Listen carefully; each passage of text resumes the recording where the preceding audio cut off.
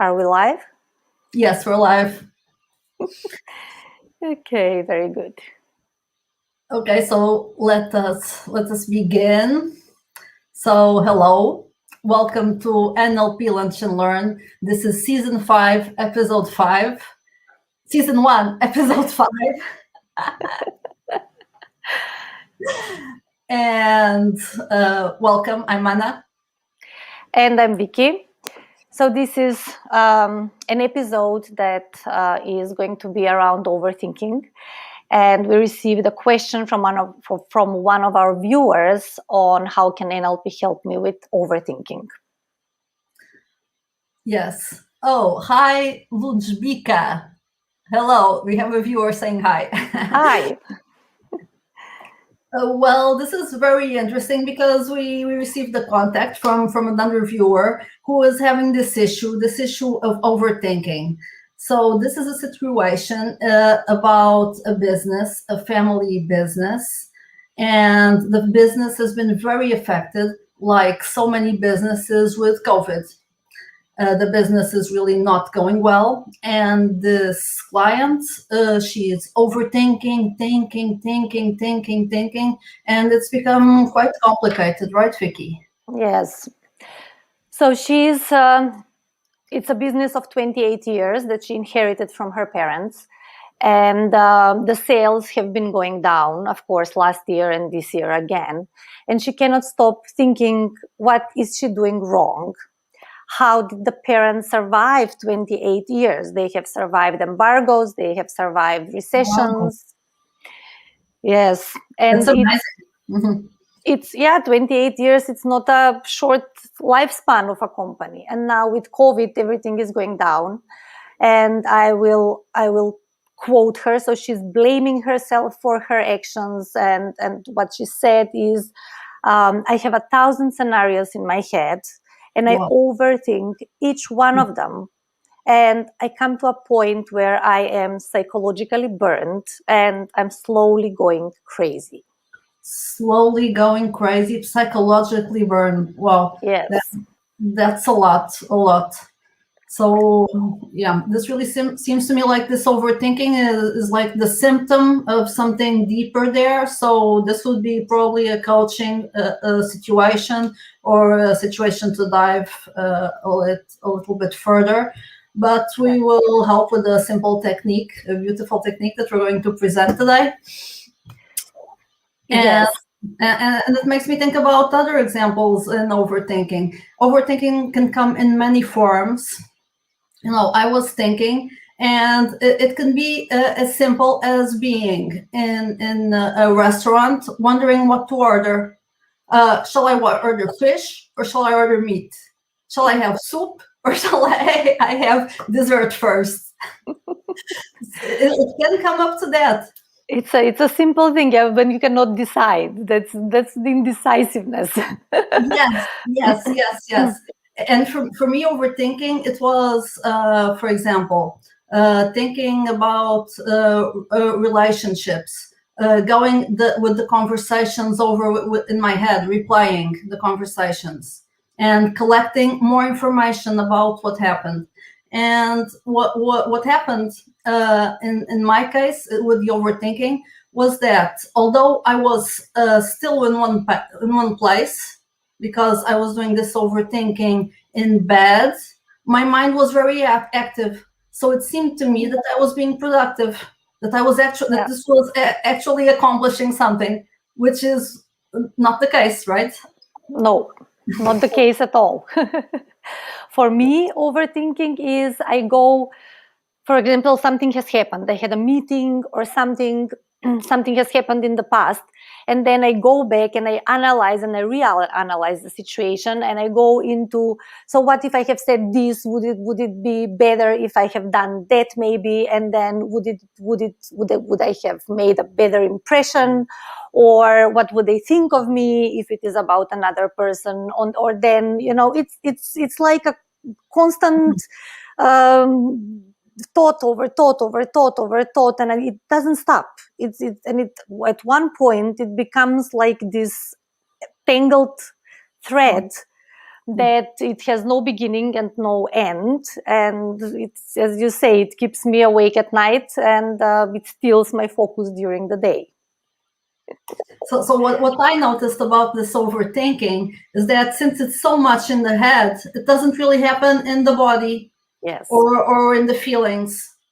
So yes, a way to break this cycle yes, could be go to the feelings and go to your body and move away from the place you're at. Because in my case, I even anchored the place in the bed. So I changed the place of the bed where it was, and that helped.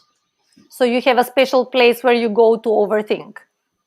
Yes, because for me, I find value in this thinking because I love reflection. I love journaling, and I really value that space. So I create a space for overthinking, a time and a place, and then that way it's controlled. So it's not all over the place. That's a very useful thing to do, because as you say, thinking kills the feeling. The more we are in the head, the less we're feeling, and the less we are in our body experiencing what our body says, and then the reactions that it gives us.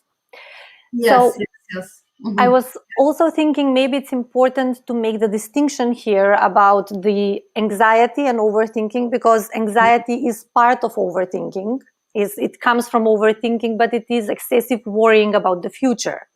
Yes. And it's about, and what's the root behind both is fear. Yeah. And the inner critic comes into place here also. Yes. It's a big, as you said, a thread.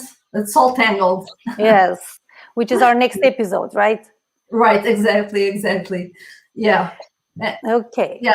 And about this overthinking and about this being productive, I think this also comes a lot from our beliefs and from things they teach us in childhood, like the harder you work, the more results you'll get, which isn't really always the case. No. Because if you think more about something, that will not always help the problem to be solved, because this overthinking, it kills your intuition, it kills the feeling, as we said. Yes. So it's different for everybody, and we all overthink in a different way and for a different reason or purpose or subject or content. And shall we go and present our technique for today? Yes. Uh-huh. Okay, because you can cut your head when you're overthinking, or you can do something about it. So let's show the people watching us what they can do about it when it happens. So what we're gonna do is present to you a technique that was initially, how do you call it, Anna? Initially created. Thank you, for self-hypnosis by Betty Erickson. And I'm going to work with Anna, and you can follow along at home. And also you can always use it when you're in need. Okay. So Anna, I want you to think of a context where you are overthinking, where you are collecting data, as you said. Mm-hmm. And just go back there to that place. I can remember a time, yeah. Mm-hmm. Okay, just go back there to that place, that moment, to that situation when you had the difficulty overthinking. Mm-hmm. Okay, so you got it. Yes, come back now. And now I want you to focus on a spot across of you on the wall. Just look softly. And as you look, I want you to name 3 things that you see around you in this moment. I see the wall. I see the window. And I notice the light. Okay. And now I want you to name 3 things that you hear. I hear a car in the distance. I hear my voice. And I hear a window opening. Okay, and now I want you to name 3 things that you feel at this moment. I feel my body on the chair. I feel my hands on the table. And I feel a ring on my finger. Okay. And now we're going to go into naming 2 things that you see. I see a tree across the street. And I see a building across the street. And now, Anna, please name 2 things that you hear. I heard the door closing.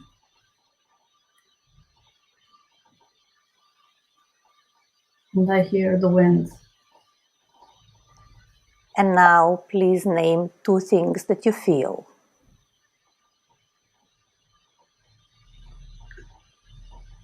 I feel the inside of my mouth. And I feel clothes on my body. And now, finally, we're going to go and name 1 thing that you see, 1 thing that you hear, and 1 thing that you feel at this moment. I see light coming through my eyelids.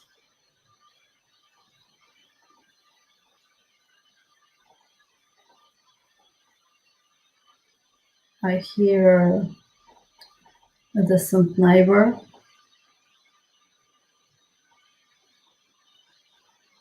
And I feel the beating of my heart. Okay. So thank you very much, Anna, and you can come out now. Move your body. Yes. Thank Hi. you very much. Hi, welcome back. And thank you very much for the demonstration. Thank you. Thank you. That was amazing. What happened? So this technique, the Betty Erickson, really brought me to the here and now. And it got me into a different state. Yes. Into a much more relaxed state, almost as if I were meditating. Kind of like that. Yes. So what did we do here? Shall we tell our viewers? Okay, so the first thing was that you asked me to say 3 things that I could see. So 3 things. Can you see the flip chart? Yes, well, yeah, I can see it well. Okay. See, and then? And then 3 things that I could hear. Yes. And then? And then 3 things that I could feel. Yes. And before that, you told me to focus on a spot slightly above my eyes on the wall. Yes. Okay, and then? And then you went to 2 things. You asked me 2 things that I could see. Yes. Then 2 things that I could hear. And 2 things that I could feel. And then I went internally. So we went for 1 thing that I could see internally because I closed my eyes. And here it's important to say that since the eyes are closed, it can be your imagination. It can be something you imagine. And then 1 thing that I could hear, which could have been the sound of my breathing. Yes. And then 1 thing that I could feel. Yes. Are you back?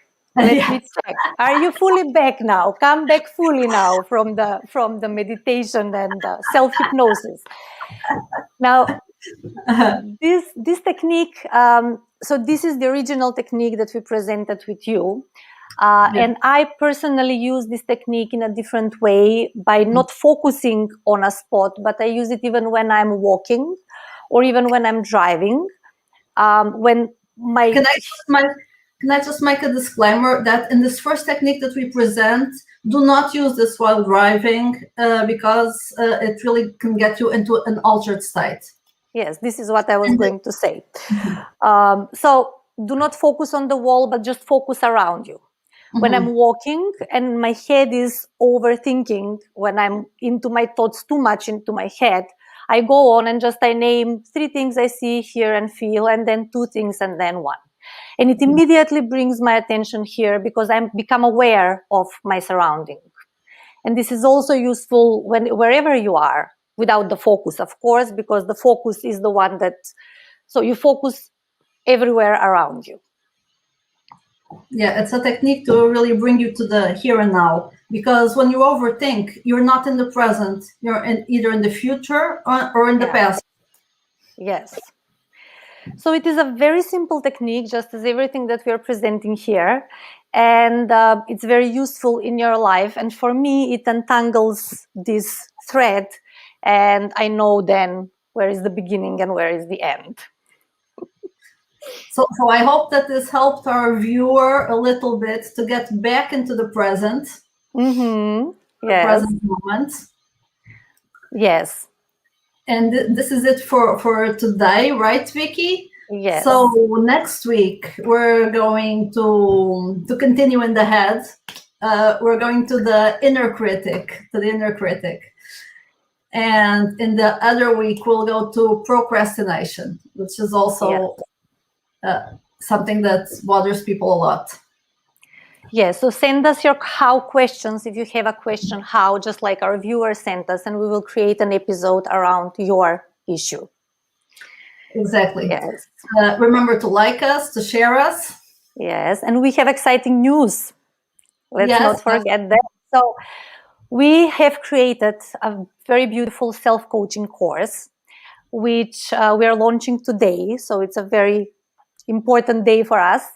We will share the link where you will find all the necessary information in the comments of today's episode. And it's a course. It's a course where you will learn how you can become your own coach.